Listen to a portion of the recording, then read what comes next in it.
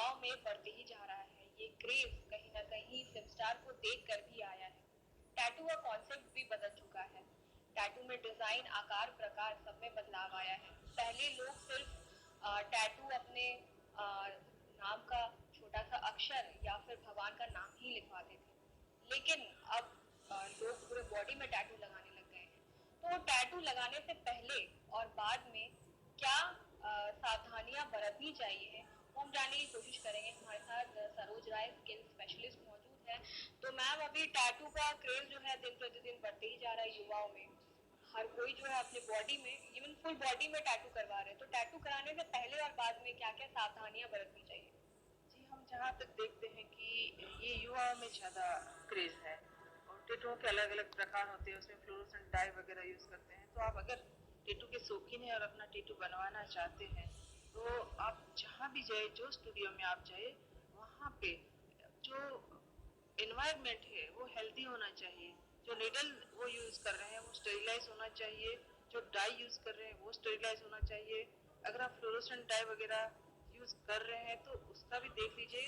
बहुत बार मिक्स मिलावटी और ऐसा ऐसा जो औद्योगिक एक टाइम में यूज़ होती है ऐसी डाई शरीर में डाल देते हैं, तो इसकी वजह से इन्फेक्शन होने का चांस बढ़ जाता है। बहुत बार जहाँ जहाँ आपका टेटू हुआ है वहाँ कीलोइड होने का, वहाँ हाइपरट्रोफाइड स्कार होने का ये भी खतरा बढ़ जाता है।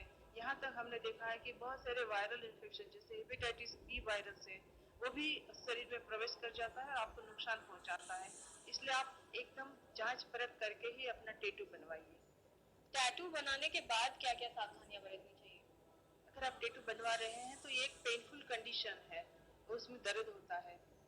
एंटीबायोटिक आप ले सकते हैं, एंटीबायोटिक क्रीम लगा सकते हैं।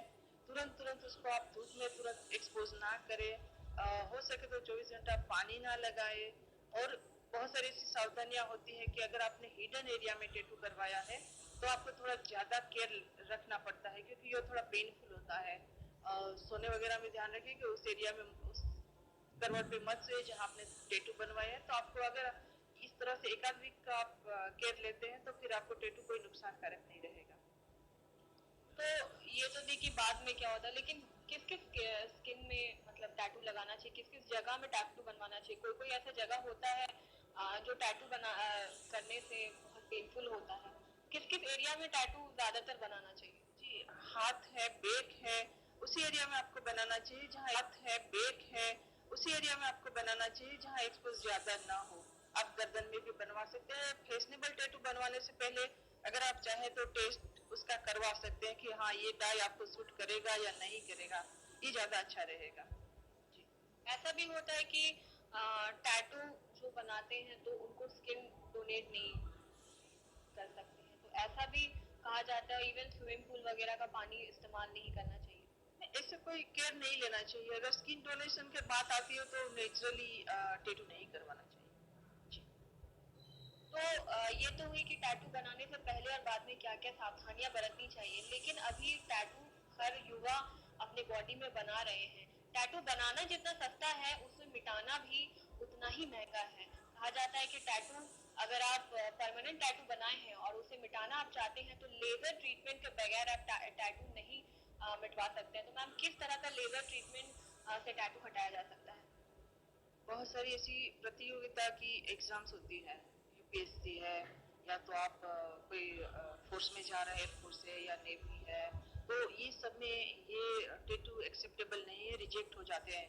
कैंडिडेट जब भर्ती होती है तो बहुत सारे लोग हमारे पास आते हैं। अगर आप उसी फील्ड में जाना चाहते हैं तो गलती से भी टेटू मत बनवाइएगा, जो क्योंकि टेटू हटाना है वो इतना आसान नहीं होता है। जो डाई आपके शरीर में इंजेक्ट किया गया है उसको लेयर बाय लेयर हटाना पड़ता है, उसमें 6-8 महीना लग ही जाता है।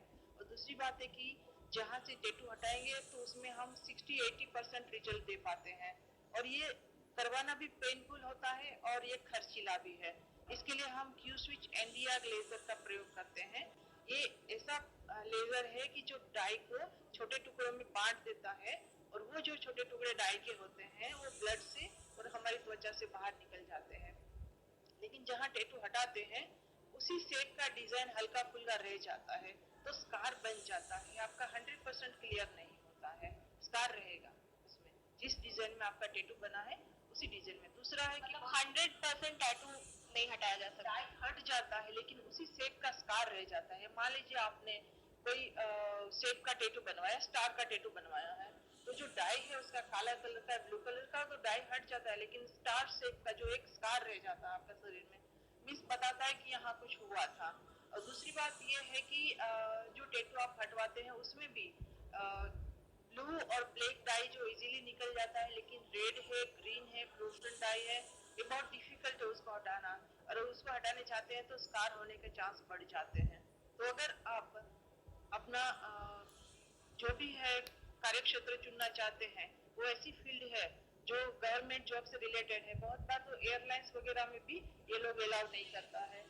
तो आप 100% पहले एक बार सोच लीजिए कि आप जो टैटू बनवाने जा रहे हैं आपकी फ्यूचर में वो नुकसान ना करे। कहीं भी आप टैटू बनवाएंगे तो वो फील्ड में आपको रिजेक्ट किया जाएगा।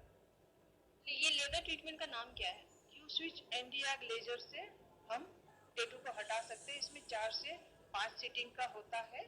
हर एक महीना में ये ट्रीटमेंट किया जाता है। ट्रीटमेंट करने से पहले उस एरिया को हम सुन कर देते हैं, इंजेक्शन देके नम कर देते हैं और उसके बाद उस ट्रीटमेंट किया जाता है। क्या रेट होता है इस ट्रीटमेंट का?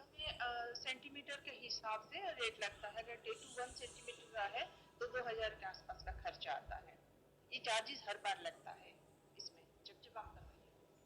तो अगर आप टैटू बनवा रहे हैं तो सोच समझ कर ही टैटू बनाइए, क्योंकि टैटू एक बार बनवाने के बाद वो शरीर से मिटाना बहुत ही मुश्किल है। और लेजर ट्रीटमेंट के जरिए से अगर आप टैटू हटाए भी तो वो 100% नहीं हटता है। जैसे डॉक्टर के हिसाब से 50 to 60% ही हटता है। और टैटू अगर आप बना रहे हैं तो बनाने से पहले और बनाने के बाद ये सब सावधानी जरूर बरतिए। सहयोगी दीपक के साथ शमिष्ठा अड्डा।